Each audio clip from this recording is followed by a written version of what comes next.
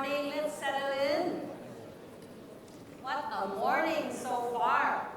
I was just talking to someone just now during the break, somebody from the Ministry of Home Affairs, and he was just telling me, how great is this morning? He asked me, where did you find all the speakers? Who curated this whole thing? Well, I think it's a huge effort from our DNDA25 partners and of course our SP group here. So thank you so much. I hope you are just as energized as we are here. We are heading into our morning plenary now, and this one looks at how design can bring business, community, and care a little closer together. It is a very big topic, but also one that many of you have been talking about on the DYC app and Anusha AI, so this should be a good one. To kick things off, let's invite our moderator to join us on stage. Please welcome back the man responsible for the blast from the past moment yesterday, when he showed a 25-year-old magazine with a Don Norman article in it. Let's welcome you back, Mr. Hong Kai Seng, founder and director of Studio Dojo and president Design Business Chamber. May we also invite our panelists to join us, Chuek Wong Watanat Silva, Chief Executive Officer, Bank of Singapore. Dr. Jeffrey Hall, Associate Professor at Singapore Institute of Technology and also Business Communication and Design Head at Design Factory. And finally, Larry Yung, Executive Director at Participate in Design. Hyson, please take it away. All right.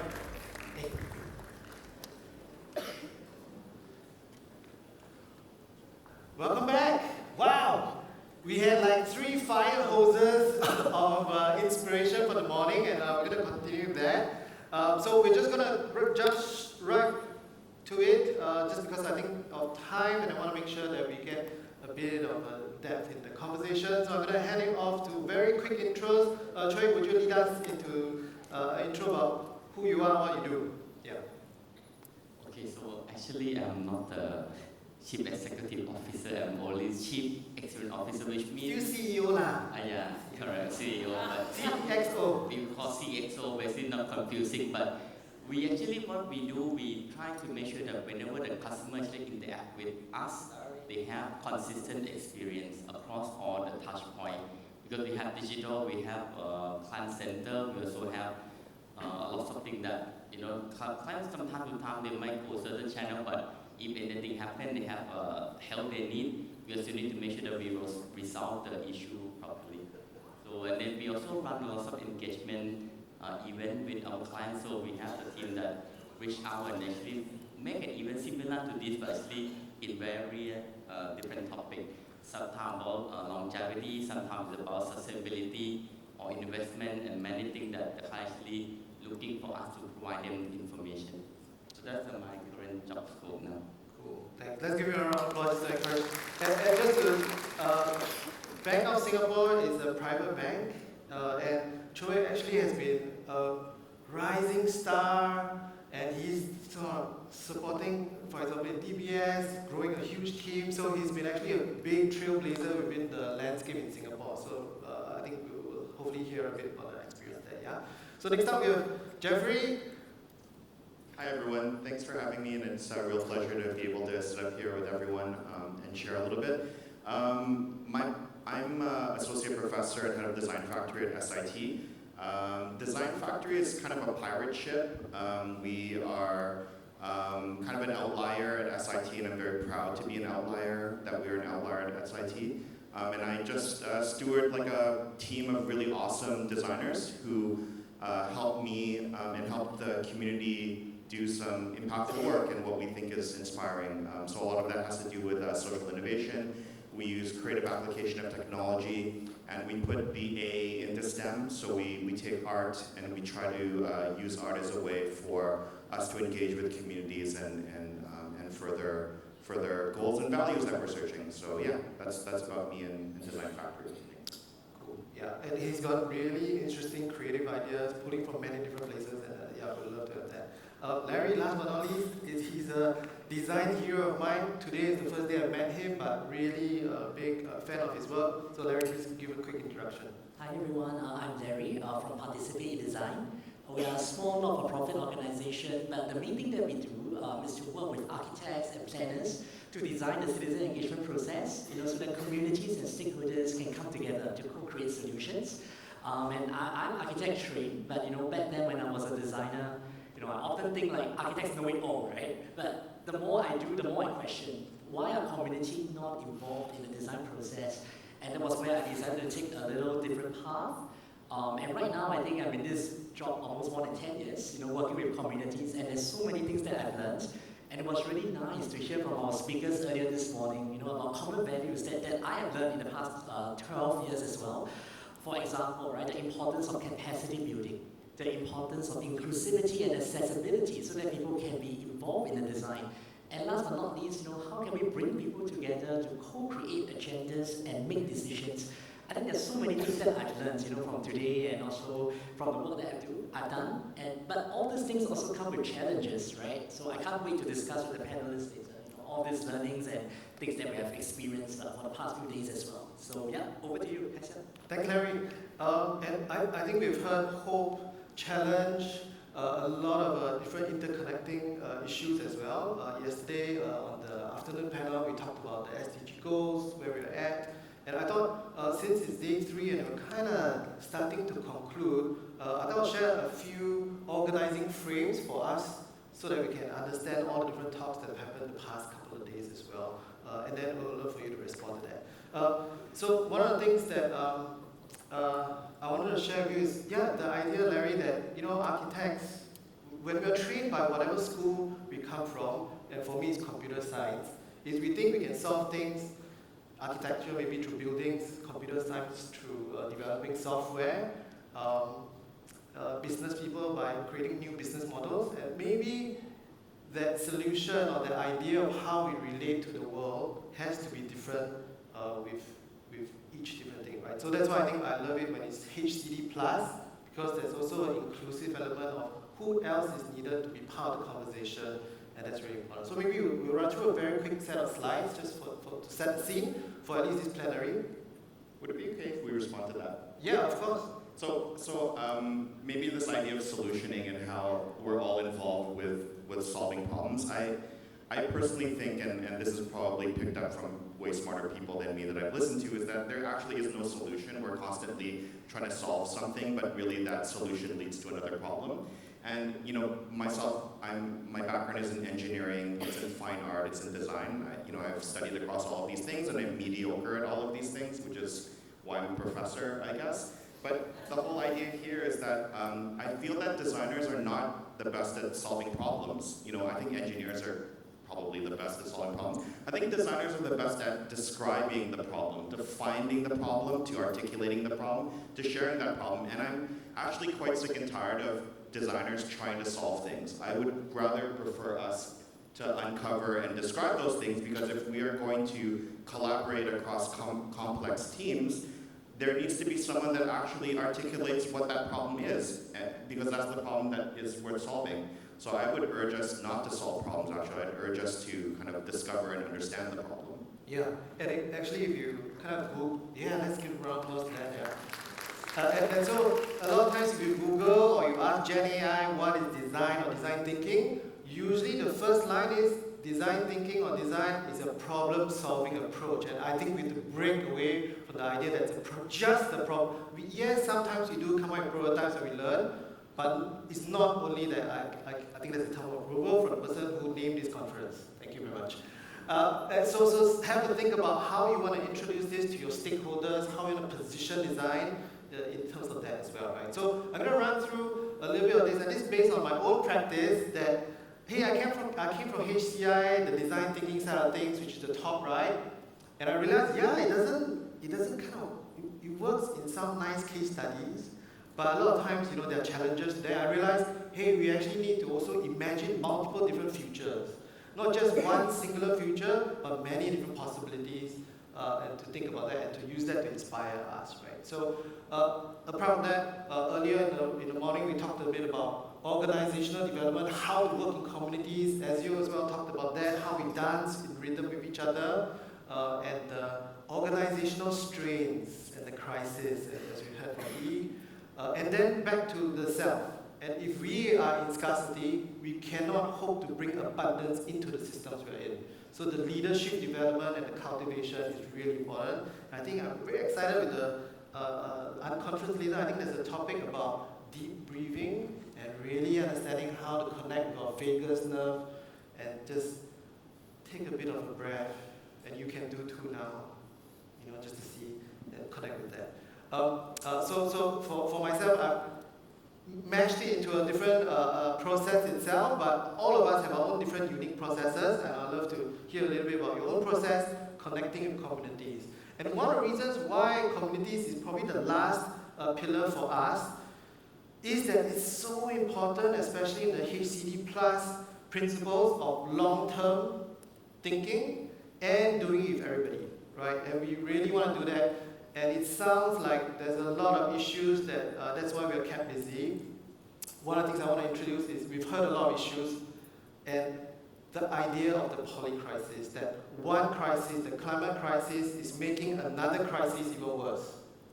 So for example, with Dr. Simon, if you're going to solve the climate, you have to talk about economics, yeah? But to resolve economics, sometimes some people say, let's do some AI, but AI will then create even more issues for the climate.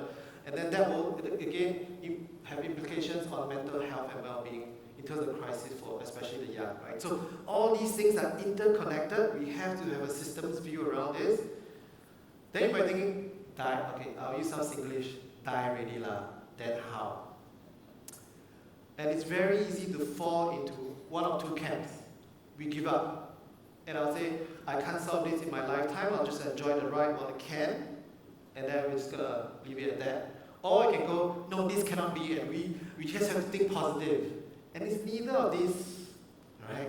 It's a polarity. We kind of have to get into the middle ground and build range so that we can do that, and the best way to build range is in the community, right? So something for us to think about is to look into this. So that's hopefully a frame of why communities are so important, and we're going to dive into that. But before that, maybe I'll just put out to the three of you gentlemen, what struck you from this morning's talks, and then we'll dive into communities from there, yeah? Any, no permission asked, right? Okay, go. I'll go first. I think I really resonate a lot with Dr. Wong's sharing, about scaling up. Because work that we do, we have been around for around 10 years earlier, as I shared. And every time we have a success case, the next thing that the partners that we work with will always talk about, let's scale up. And I always cannot use the analogy, the right analogy to tell them, hey, you cannot just always duplicate things, So I really love the ocean analogy, and I think I'm going to probably use it, moving forward to describe to my clients, right? I think the issue in Singapore, I personally face also, is that everyone wants to be a big white shark. Every organization, every neighborhood wants to be the leading example. But there's nothing wrong being a coral, right? There's nothing wrong being a little fish. I think every neighborhood has your own strength and your variety. So that for me resonates a lot, and I really love it. Yeah. Okay, I think for me, because I'm actually inside the room for some time, but mostly I'm kind of in the hallway, so I try to get in touch with the audience and see what their question they have in mind. But a lot of time, I think all the younger crowd, they're thinking about what's the role of the design or the designer in the next new world will have AI, because now look like everyone can do design easily with a lot of things. They can do video faster. And then also you mentioned that, what are the role of designer in big organization, because certain organization is engineer driven. The designer mostly doing whatever the requirement they give it to them. But in certain setup, like for us as a bank, I think we also sit in between. Actually, our team is very new in Bank of Singapore. We are all 5 years old. They actually starting using agency and then coming in, and then when they finish all the wireframe and design, spec, engineering, but everything else. But the problem with that is because they only build what they can. So the reason they hired the team back because they want to elevate the quality, and designer role actually what we look into it, we not actually solve the problem, but we try to make sure that I really solve the real problem, because build the system, yes you have it, but people don't use it. They go and not using shortcut, they use a lot of things. So I think for us, when you work with engineering, they also have their own limitation. So you need to understand why they do certain things.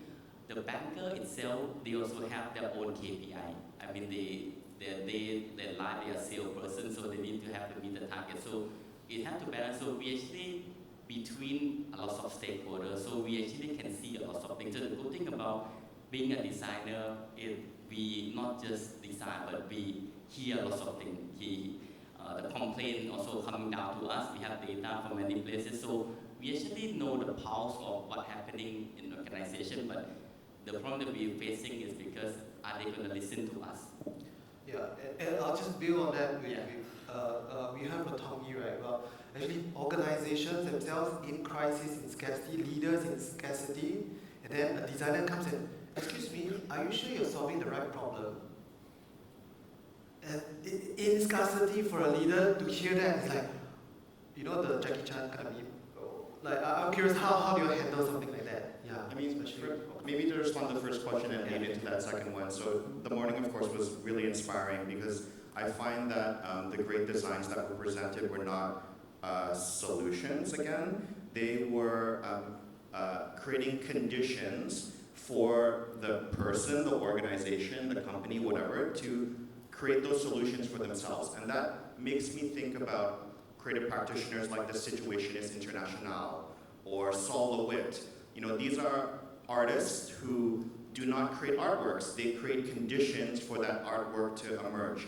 And if we are to be designers in the 21st century, I feel like we as designers cannot come in with an idea of design colonialism where we come in and we say, hey, you know, we'll do some user studies and then we'll analyze what your organization needs and then we'll produce a solution for you. We'll do some testing and we'll say, okay, thank you very much.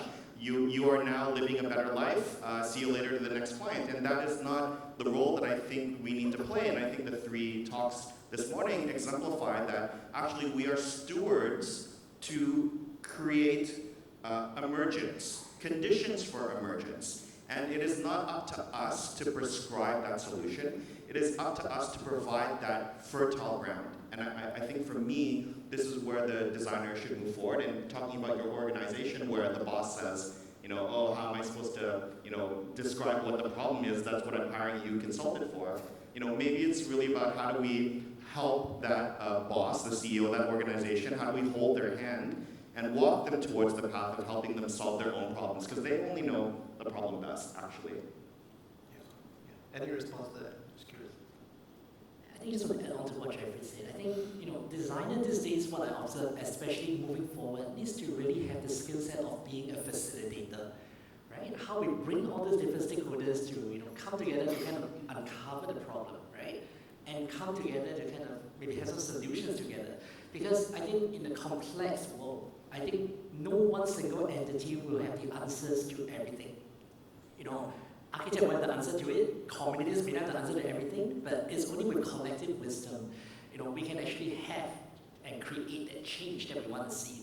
And I think that's getting more and more important. So I think designers really need to challenge themselves, not just look at yourself as a design executor. You know, I always tell people, you can be a good designer, but what it means to be a good designer is not just to execute the project, but to think a little bit deeper, right? How to facilitate, to create that solution that resonates with everyone. I think that is really important. Yeah. And I don't know whether I heard you wrongly, but I heard two things: collective wisdom and connective wisdom. Right? Actually, the skill and the being and competence of how to connect, especially from people who are othering you or you are othering, and having that self-awareness to understand that as well. Yeah. I'm also curious about Ezio's keynote got me thinking around. He talked about re-establishing the conditions, the environment, and he talked about three things, right? Space, music, and the ability to dance. And I'm curious, like, especially around the music thing, like, if we use music as a metaphor, what kind of music are you playing to let the community dance in the different communities that you all work with? I would just love to respond to that too, because I love that metaphor as well as people dancing in the square. And for me, that distills down to three things.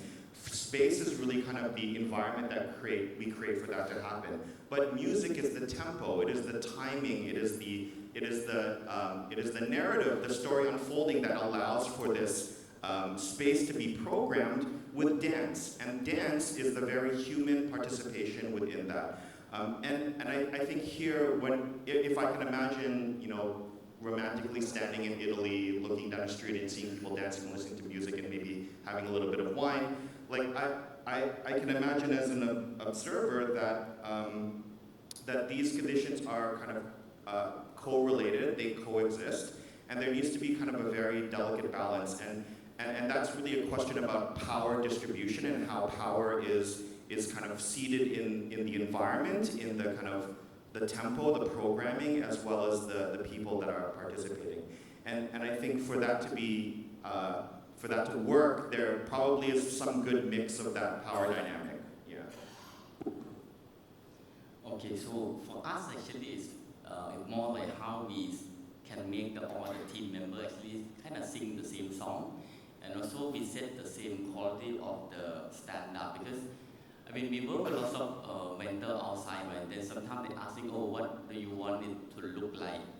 Because we so renovate some of the space that we have, and then we sometimes share with them, oh, we want something that look like omakase restaurant. Basically, you don't need to know we exist there, but you kind of feel, oh, something interesting, something look a bit high quality. Those are something that we try to make as a design language and something to communicate. And also, the other thing that when we work with a lot of team, like product manager, with other people, we need to set, oh, these are the tempo, the very fast, like we need something to go out by end of the day, for example. So the pace have to be communicated. One team actually hurry, everything go out, but the other team take their own sweet time because they thought, oh, this one is R&B, it just take another 7 days. So there's something we set up, oh, this, you must do this. And then they know that it's important, it has to be fast. Sometimes we say, okay, it's important, but you can take longer. Then we said that, oh, this is 2 weeks, this is 6 months.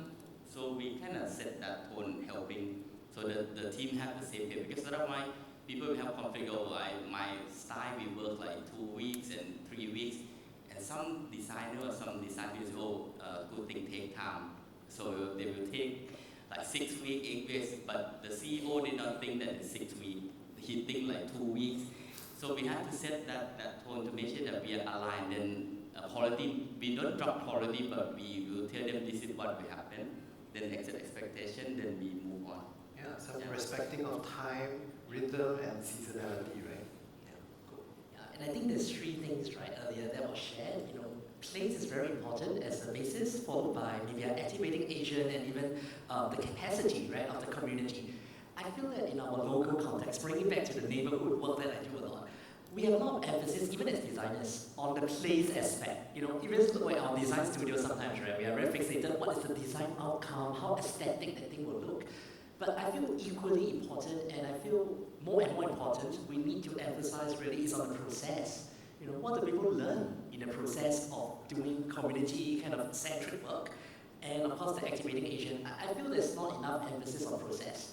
And as designers, we shouldn't just be so fixated on designing space, but I think celebrate that you guys are also designing the process, and at the end of the day, even though maybe the end outcome may not be as ideal as you think it would be, but you will realize, the kind of relationships that you build, you see that the community themselves have benefited really from the capacity building point of view, and they have a common language, right? In this example, is dancing, for example. They put together a real dance.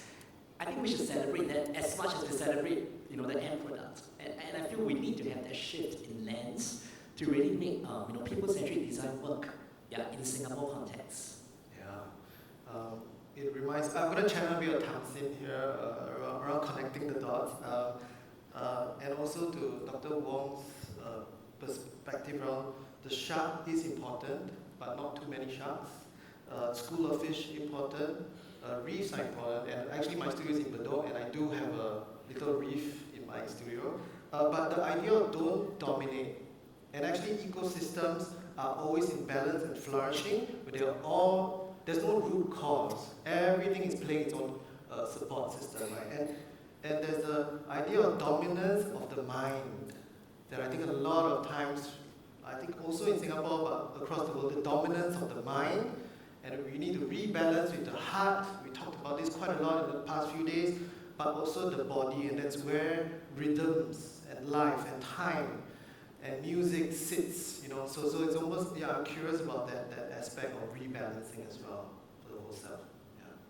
I mean, you talk about intelligence, and you know, we're moving towards a very myopic view of that. You know, you talk about dominance of the mind, we look at AI, and we treat this as an intelligence, and we begin to ignore the multitudes of types of intelligence that there are. The intelligence that we maybe don't even understand in the intelligence in plants, for instance. So I think here this kind of homogenization of what we describe as intelligence is a really big problem. And I guess this goes back to the point about, you know, diversity and kind of a rich experiences that can be different, and how we should celebrate that. And so my biggest fear, not to throw the AI word because it's such a dirty word, and we hear it at every conference now, but you know, I would love us to think about, you know, what are those other types of intelligence that we tend to kind of ignore or fall to the side. Yeah, like AI Emotional, you talked about the heart, you talked about, you know, collective intelligence, you know. Yeah, like alternative intelligences, yeah, not just artificial.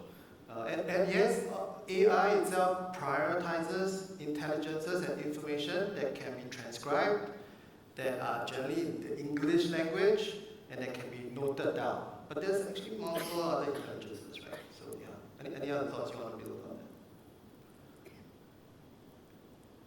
that? Yeah. Which angle you? Up to you. Okay, up to me. So, okay. The other one, actually, what I like about the previous keynotes about the ocean, right? But the other thing that as a practitioner, we also need to understand how to read the room. This become read the ocean is basically, a lot of time as a designer, we want to present the process. We want to show them how we get things. But in certain meeting, I think I went to a lot of pitch and a lot of meeting with consultant or even internal pitching. We try to have so many slides about our process, how we're getting, but a lot of time what the senior or the business owner or, you know, the CEO, they just like, they would hand will be like it because it's like, can you skip, just go to show me what, after I buy in your idea, what it happened to us. So now actually on our presentation, normally we put all those in appendix now.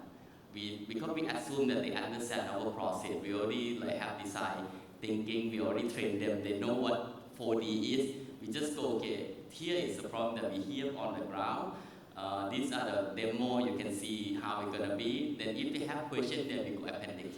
They'll ask, oh, who you meet, how many people, then we have everything to answer that. So there's something that I think for all of us, I mean, I have learned 10 years ago, yes, we need to present lots of process. I think we have 10 slides to show about the 4D process, but now it has been changing. So even before the AI coming in, as a practitioner, we also need to change the way we communicate. The way we talk to the CEO actually very different, so I need to learn a lot of acronyms that I don't even know, like KAGA, a lot of things they need to learn to try to see what they're looking for, then we can help them. Because a lot of time we forget that actually we also try to help the organization, help the visitor to run the bank, run the organization, run the team. So we need to wear another hat that if we are him, what he looking for, then we present based on what they. Because one thing you give what they want, and then you maybe add on or then by the way, we need this one also. Then it's a bit easier to sell and get the buy-in as well. And sometimes it can be quite intuitive. So I want to ask you a follow-up question, which is, how can you give the audience some practical way to read the room? Like, what does read the room mean? Oh, okay. Read the room. I mean, the dance also the same. If you dance with someone, right, you know that certain move they cannot move. You don't dance that. You know, like you know that, oh, these are they are looking for. Basically, in the meeting room, you can see that do they start to pick up their phone? Do they look at the slide? Do they stand up? Like I met with a lot of seniors that if they start to stand up and then go to the TV and start to point something, which means, oh, this is what they have in mind. This is what they want to expand. So you focus on, you know, the slide, we sometimes we prepare 100 slides, you know, we only share 10. The rest are just in case because we don't know what they come up with, so we prepare it. Then that's how you read the room. The question also coming in body language is very important. You can tell the eye contact with you, the language they're using. So these are something that we actually learn as a practitioner. Because we meet lots of clients, also our clients have different tier. When they upset, they're very upset, they will escalate. So we actually need to know how to tone them down. So our researcher actually meet with a lot of upset clients and then how we can help them, bring them to be a positive.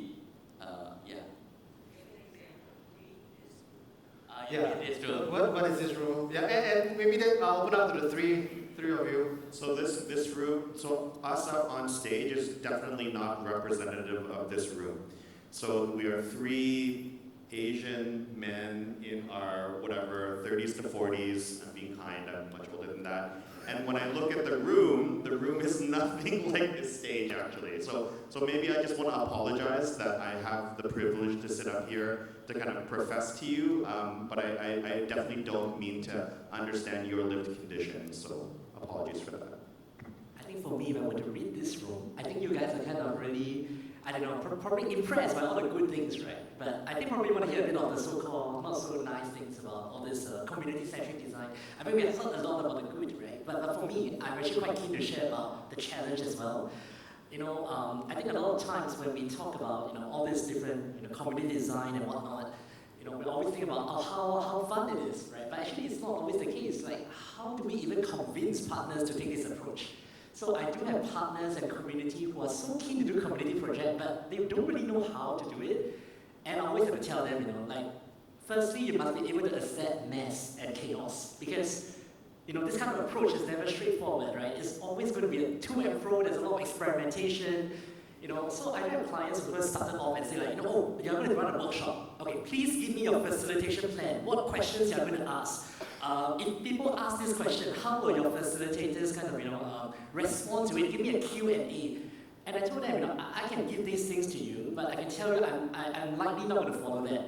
No, I need it. So, well, I give it to them, but on the session itself, I think it's totally not according to plan. You know, and they start looking at me like, oh, but I get it now, because, you know, community engagement is really, you know, it's not static, right? It's always evolving. And sometimes it's also about guiding your partners through the process. You know, people who are not familiar. But how can you, I mean, don't take it as, you know, they are just there to stop you from working. But I always use a collaboration, right? Get them in the process slowly and educate them in the process. So capacity building is not just about, you know, guiding your community along, but it's also about people who you're working with. I think that is very important. And you know, you guys must be able to accept the good as well as the messiness, you know, in the whole process. I think that's very important in any project that is community-centric or participatory in nature, right? So I believe the panelists will have something to share. Yeah, just as a literal kind of reading the room, because actually you can't see the room. But I think everybody's looking at us. Nobody's like that. For now, who knows? But yeah, I think, can I get a sense? Can you just shout out how is it like? So let's allow the system to see itself. So can we all just shout out the data in the room? How are you feeling now? Just very quickly. Yeah? Someone from the back. Okay, what else? How are you feeling? What's going on? Maybe let's try an exercise I always do with my my students, right? From a 1 to 5, okay? 5 being excellent and feeling great. 1 is like, nah, I'm totally disinterested. And if your hand is down, it's like, wow, really very bad. So 1 to 5, let's just see the room, right? So I'll count to 3, okay? So we don't influence one another, okay? 1, 2, 3. Let's see our hands. Let's go. And let's take a look around the room. Turn around, take a look around the room. Let's get a sense of the data of the room, right? So that's an OD technique to allow the system to see itself. Yeah, so we can see roughly. Yeah. So this is also a very good way if sometimes you're running your own engagement. Exactly, you can put your hands down now. Thank you. Just to see how everybody is going. Yeah. Okay. Yeah, thank you. And so let's keep it up. Anybody got questions? There are obviously mics, and yesterday we had a few people asking really great questions. Yeah, I'd love to invite some questions around to the panel. Yeah. Anybody? If not, we're gonna. Yeah, Cesar. Today there were talks that I think they were very contrasted. Talking about anxiety, like a high pressure in the system, as well. We don't want you to have backache. You can remove it. Okay, thank you. I'm worried sometimes that designers are bringing what some people talk like they call it toxic positivity. So how do we have empathy without being always seeming like we want to be helping and overly positive? That's such a great question, and I feel Tamsin is the best person to answer this type of question. But I'm going to try to attempt to answer it from what she's taught me.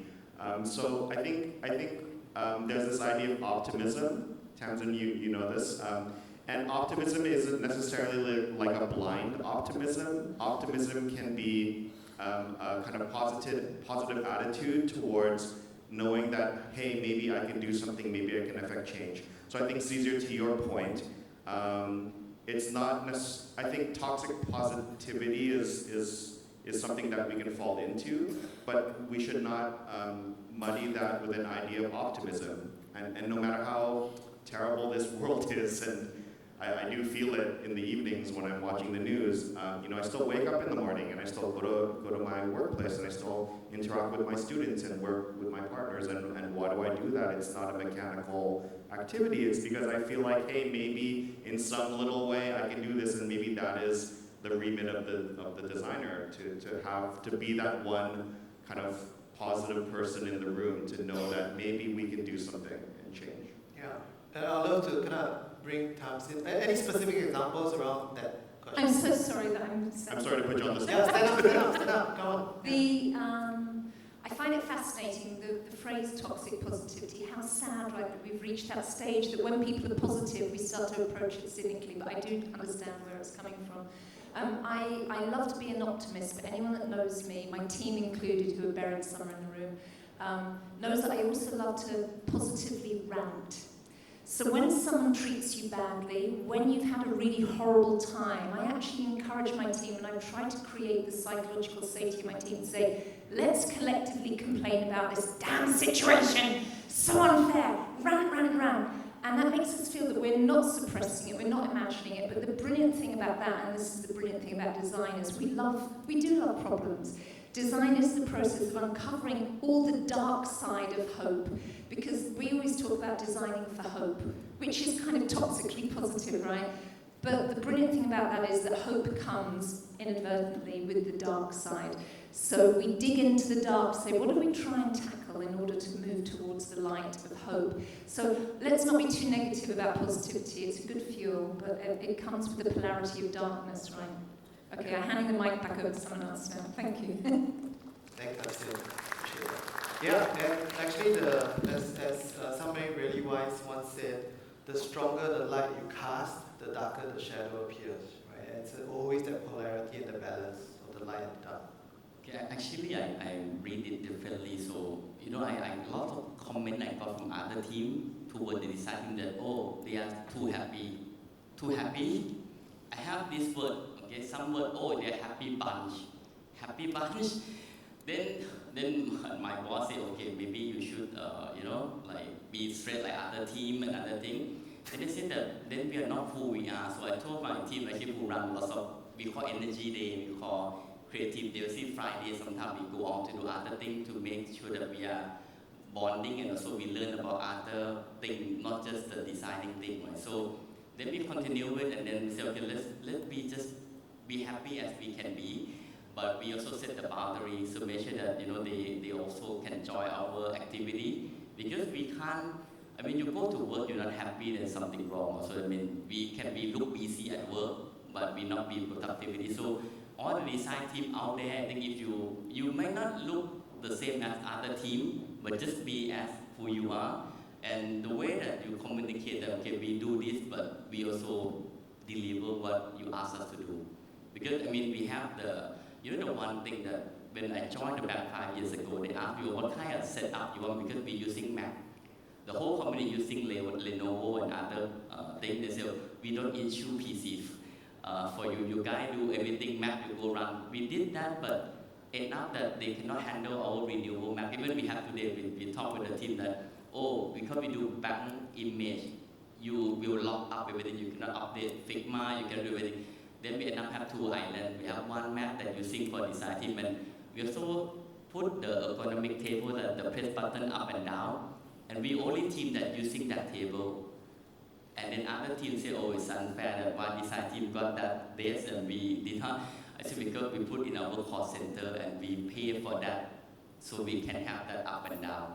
So there's something that, I mean, you may get some, people say you are too happy, but just be happy, just do it, but deliver good work because your boss will see the changes. And also at one point, I think in my previous company, we actually work with they call the economic team, they're coming into the workplace design, and now the whole company actually do the up and down standing desk because it promote health and then people to do more collaboration because when you go to sit with your colleagues, say, hey, you have 5 minutes. You were not standing and look up. So you stand up and then you can talk. It will better engagement and also helping so they see it and then it becomes a company-wide that, okay, you will install the up and down because it's much cheaper now. Yeah. So I think that's what I think you can do. Yeah. And it's but I think what I see is community, be authentic to yourself, but also be discerning and attuned to the others and how they are receiving you as well, right? Your use of self is a really important part of the process as well. Yeah. I just wanted to respond on this idea of happiness, and I don't know about anyone else, but for me, happiness is kind of the after effect. It's kind of the result of the thing that you just did, right? And for me, doing the thing brings a type of satisfaction that the outcome of which can be disappointing if you screw up, and the outcome can also be happiness because you may feel proud about something or you may have made someone else happy about it. So for me, like the happiness as an after effect is one thing, but then the kind of road to the happiness is maybe for me where the satisfaction lies. So I just want to have a little spin to this. I think in the work that we do, I think optimism is very important because most of the time my clients are very pessimistic. So if we don't play the positive role, I think it's very hard to get things going. But I don't see it, but instead of calling it maybe toxic positivity or whatnot, I tend to look at it in a different way. It's about turning challenges into opportunities. And I think in design sense, right, I think every challenge always poses a positive opportunity, right? It's just about how we want to create that opportunity, right? So I feel as designers, we need to have that kind of mindset, not to just take the challenge as it is, but, think there's always a solution, there's always something. Like, what can we do about it? So I think we need to keep that up, right, to kind of challenge ourselves. So I just want to add to that layer of discussion. Thanks. We've got about 5 minutes left, and yes, I think there are a couple of, Marisa, maybe you can go first. Yeah. Hey, you can grab it, just so that. Hi, absolutely agree with everything you're saying. I think I would like to ask a question on behalf of students, even though I'm not technically a student here. I mean, we talk about designing through emergence and convincing stakeholders, right? And for many of us here, I'm going to assume we're in a more mature stage of our careers. So we have the benefit of expertise and experience that we can say, we've done this, we're experienced, we're designing through emergence, we're kind of creating the conditions for emergence. How do students or young people who don't have that experience sell that in to clients and people, right? Because they don't have the benefit of, I've got 20 years experience. I know what I'm doing, I've solved these problems, I've done this great work. So how would you recommend students do that if they don't have that experience, that credibility, the kind of power that you may have that comes with experience and maturity? Thank you.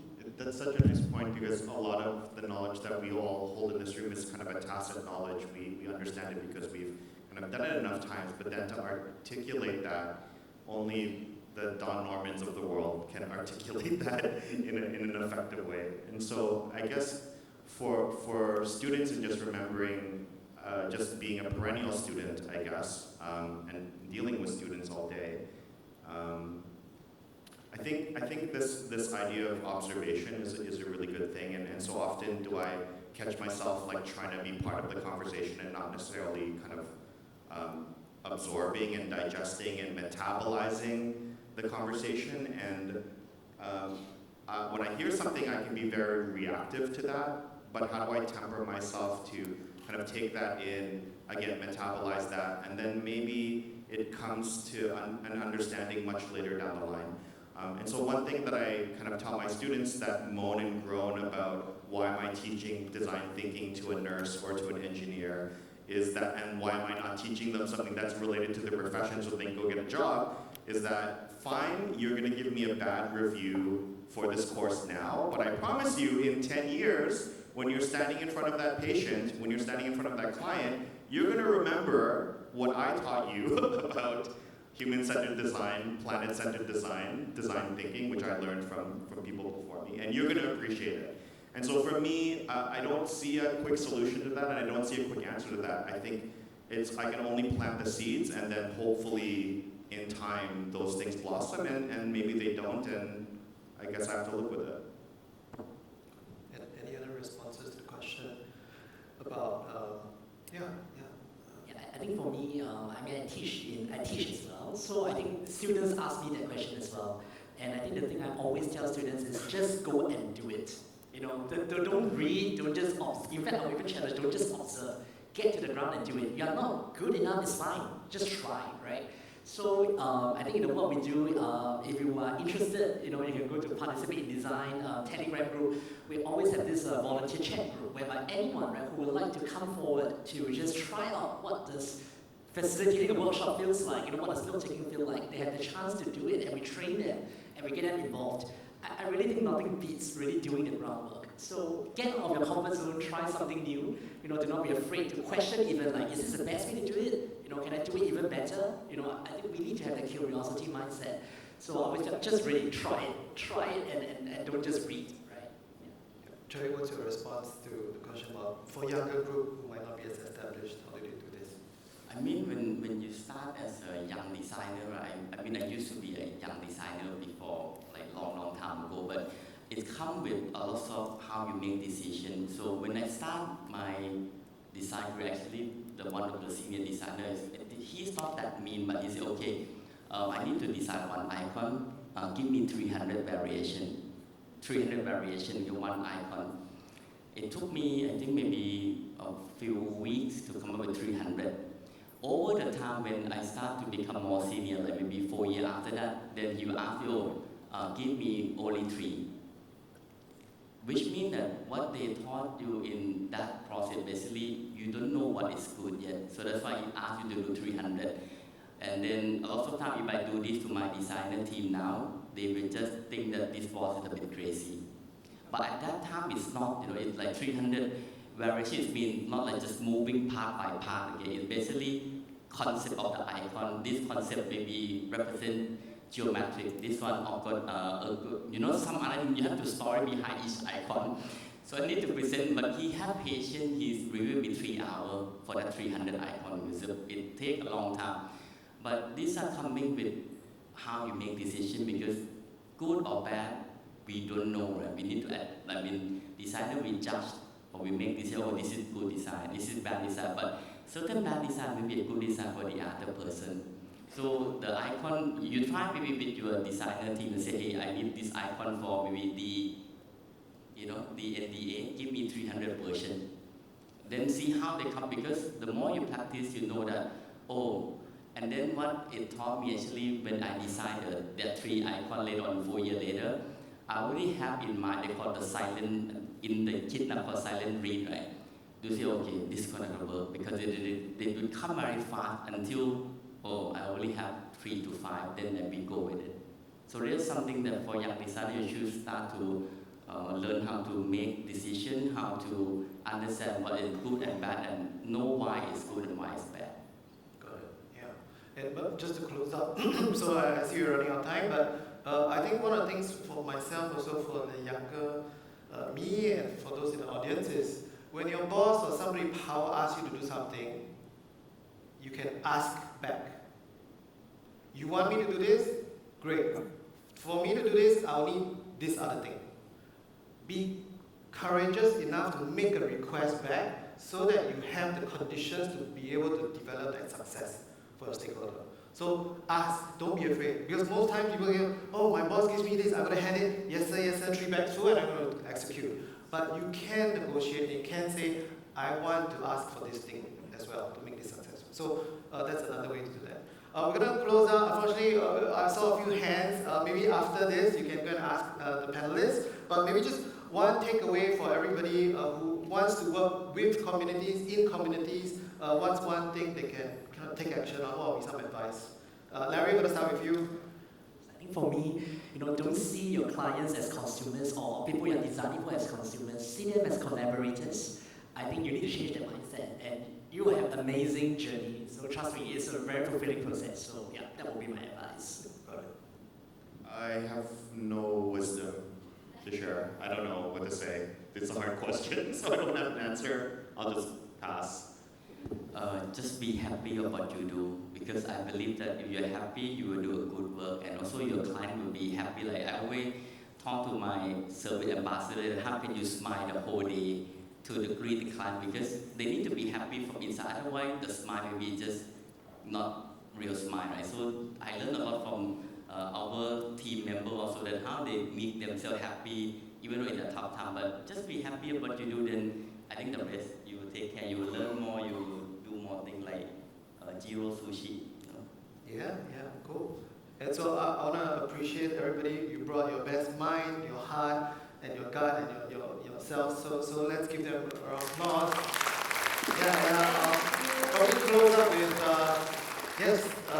I think you all have a big to-do list. Think about the to-be list. Do you want to be kind? Do you want to be thoughtful? Do you want to be a better person? Think a little bit about that apart from your to-do list. Yeah. Thank you so much. Absolutely. Thank you so much. Can we invite the panelists, please, to be on stage? And Kaisen, would you like to lead them to the arms collaboration connection photo? Thank you. Love it when you have educators. Okay, that's a cool shot. Thank you so much. Thank you, everyone. Kaisen, please stay on stage. I love it. Big round of applause to everyone. Thank you. I love when we started trying to measure the happiness index in the room. Please raise your hand if you're happy right this moment, because lunch is going to come soon. There you go. There's the happiness index. Here in Singapore Poly, we teach the entrepreneurship mindset. And there's a simple framework that we teach our students. It's called the ART framework. So we teach them to act, reflect, and transform. So go for it. So I love what Larry had said earlier. Just do it. Hi, Sing. Yes. You're here, and you'll be joined by Louis from CrowdSense. Tell everyone what's going to happen next about the conference. Got it. Louis, thank you. Let's give you a round of applause. Yes. Yes, Louis, what's up for us? Thank you. How's everybody feeling? Good? Okay. I noticed that there was a lot of 4 and 5 just now when we asked about the energy in the room. This is perfect because now you get to channel your energy right after lunch. Yes. Yeah, for the past 3 days, you have been really listening to a lot of nuggets of insights, a lot of wisdom, a lot of very smart people saying a lot of smart things. Now it's actually your turn to have your conversations, right? This is a great way to really cap what has happened throughout the entire conference itself. So, what we're going to talk about later on is this segment called an unconference. Can I have a show of hands here who has been to an unconference before? Okay, great. We have some experts here too. Thank you. For those who are not aware, basically you think of unconference as an extended tea break. We are here in the conference listening to a lot of good ideas, but actually the good conversations happen during the tea break, right? So that's what's going to happen at unconference itself later on at around 1:30, where you get to decide what you want to talk about. So that's what it is. And the idea is that we really want you to start thinking about what can you do, right? Whether it's you as an individual, you with the new friends you have made, or new contacts you have made, actually what can we do after the conference? So that's the whole intent of it. And how we're going to do this is that there are a bunch of principles around it. Basically, what it means is that we need to embrace the chaos. It's going to be a little bit more unstructured. For the past 3 days, we have panelists coming on, we have presentations, for example, but later on, it's going to be a bit unstructured. As with life and conversation, whatever happens, happen. So basically that's what it means in terms of what to expect during the 1 hour class later on at the unconference. You might meet new people, you might meet familiar people, but whoever you meet are the right people, right? Along the way, you might be having a conversation and you think that, oh, this is really fun, I want to deep dive into this particular individual. But sometimes you might feel that, actually, I have enough, I'm curious about something else that's happening else somewhere. And this gives you the permission to then move around the room, or even to different rooms later on, to have another conversation.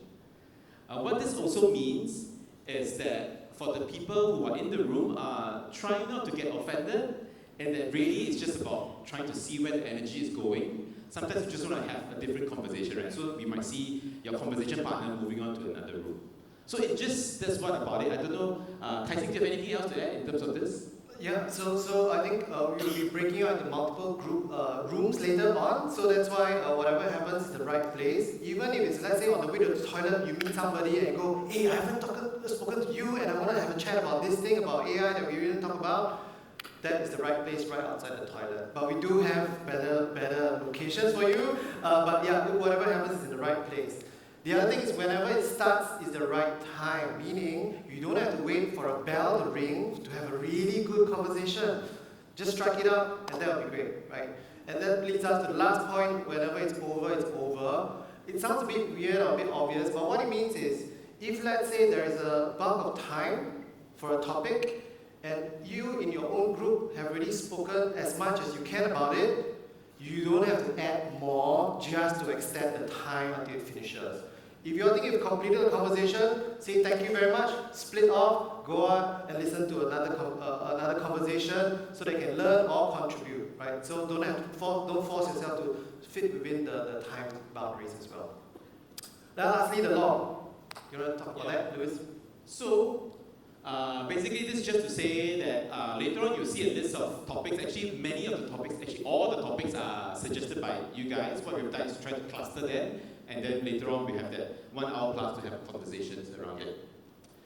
And more importantly, the work is not just the two of us. Actually, we have a team of rapporteurs. If you don't mind, can I get the rapporteurs to maybe just stand up to do a quick wave? We might have already seen them across the 3 days, but basically we'll be roving around the room, trying to listen and also participate in the conversation itself. And later on, we'll be back on stage to have another conversation with everybody else in the big room. Yeah.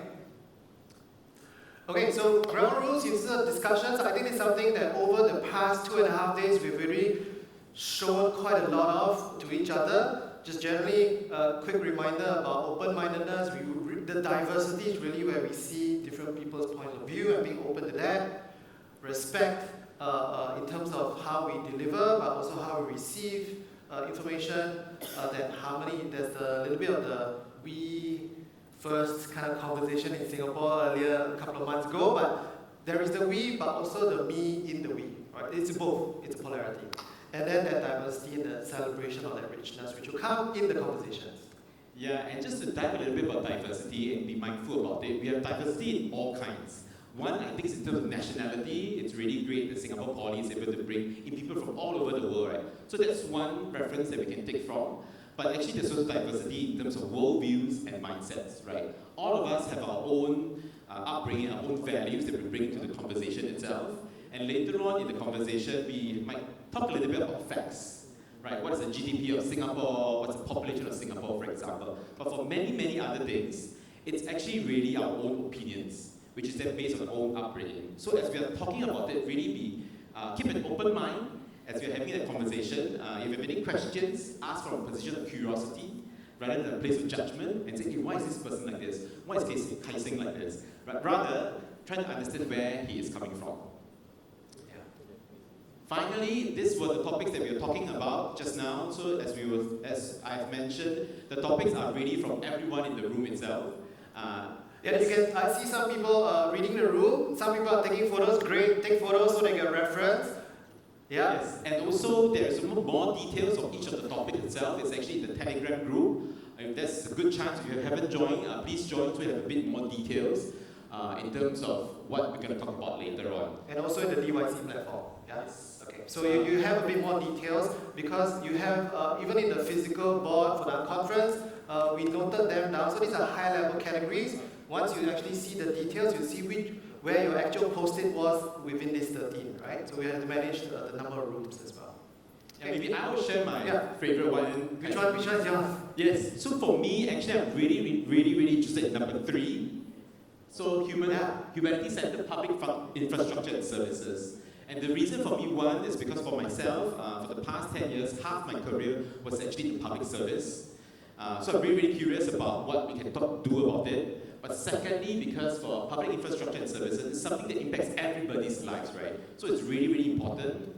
And as we have talked about just now, actually, even the government themselves have no monopoly over ideas and expertise. So we need really everybody to have a conversation what we can do about it. So I'm really excited about that. Kai Sing, what about you? Which one is your favorite? Can I be like Naruto and split myself into 13 people? Maybe not, but I think for me, there's so many of these that I'm really interested in, but maybe from a systems view, I'm really interested in the in-betweens rather than the actual topics themselves. Because like the poly crisis, each one, you solve one part, it creates a problem somewhere else. And I think it's the in-betweens that I'm curious about. So I might be in the corridors somewhere and asking you where do you come from and where are you going, and just to get curious about that. So that's my own space. Yeah. And so in terms of which corridors are we going to? Again, it will be good for you to take a photo of this slide itself. Again, if you don't have it, you can find it on the app also. Basically, we're going to hijack the entire Polytechnic. We're going to be having conversations around some of these rooms. So depending on, again, where your interests are, you should be moving to any of these rooms. And especially for those who have suggested topics, try to identify which one you are, and then you will be having the conversations over here later from 1:30 to about 3 p.m. itself. Maybe one last thing to add is in terms of actually, I feel like my topic, I don't really understand which room should I go to. So really, this is just a starting point. Our advice is to at least find the best fit in terms of where you think your energy lies. Go to that room first. And again, if you feel like I have enough conversation, I want to find something else, you can then move to another room, find a corridor right in front of the toilet to then have another conversation. Kai Sing, anything else to add? Yeah, so actually in a typical conference, there are a few roles within each conversation. So we want to share a little bit about that. So there will be facilitators who volunteer very kindly, some students and professional volunteers who will be there facilitating each of these conversations. There are also people who are going to be scribing, so taking note of all the richness that is there. Then there is also potentially the topic owner. So some of these might be what you yourself wrote and then we prioritize, and maybe there's a bunch of other conversations that's part of that. So if you are interested to host and really anchor some of these topics, we'll want to brief you about that. And so what we'll suggest is we're going to invite you to have a short briefing. Aslan, do you have details around that? Okay, be here at 1 o'clock, yeah? So if some of you are curious about anchoring some of these conversations, be here at 1. We'll do a very quick 5-minute briefing, what it means and what it entails. It's very light, so that then after that we will then proceed and move on, yeah? Okay. Thanks. So in GIST, basically we're going to break for lunch soon. For those who are interested to be a topic host, you want to host a conversation, be here at around 1 p.m. We'll give you more briefing. Everybody else who just want to participate and move around a little bit, be at the respective rooms at around 1:30 for the conversations. 1:15. Okay, 1:15 for the conversation. All right. Yes. Okay, so it's a quick lunch. We got instructions. It's going to be a 45 minutes lunch. So walk and talk as you go along. One question. Yes, one question. Yeah.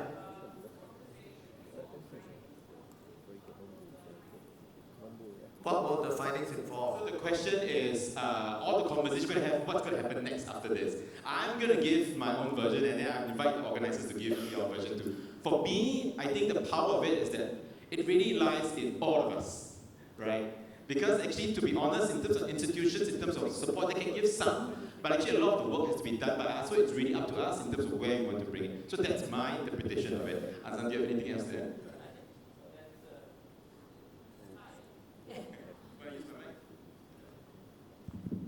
That's a very good question, and I think it's a question that we are also struggling when we were designing the art conference as well.